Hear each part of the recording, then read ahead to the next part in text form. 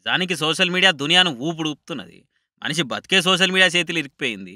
ఇసొంటి social media ప్రేరేపిత ప్రపంచంలా మనిషి అంతో ఇంతో నిమ్మలంగా ఉంటుండంటే చమత్కారాలు, హాస్యాల వల్లనే.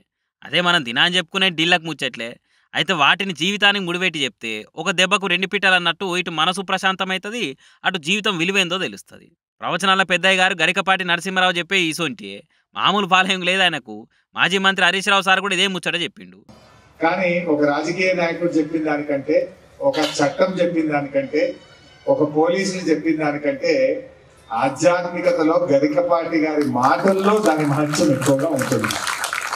సోషల్ మీడియా వరదల మనసుకు ప్రశాంతతనిచ్చే ముచ్చట గరికపాటి సార్దని చెప్పిండు. సినిమాల స్టార్లు, క్రికెటర్ల కంటే ఎక్కువ ఫాలోయింగ్ గరికపాటి పంతులకే ఉందన్నాడు. సిద్దిపేట డిగ్రీ కాలేజీ మైదానంలో జరుగుతున్న గరికపాటి ప్రవచనాల కార్యానికి పోయిన హరీష్ రావు సారు ఈ ముచ్చట చెప్పిండు.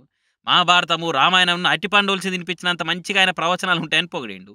ఇక హరీష్ రావు సార్ అట్లా చెప్తుంటే మస్తు ఖుషి అయ్యిండు గరికపాటి పంతులు గారు. ఇక ఇది ఇట్లుంటే ఆయన ప్రవచనాలు ఇంటందుకు మస్తు మందే వచ్చిర్రు. ఇంట్లో భక్తి కన్నా జీవితం గురించి నేర్చుకోవాలని వచ్చిన వాళ్ళు ఎక్కువ ఉన్నారట. అట్లుంటే మరి గరికపాటి వారి ప్రవచనాలంటే.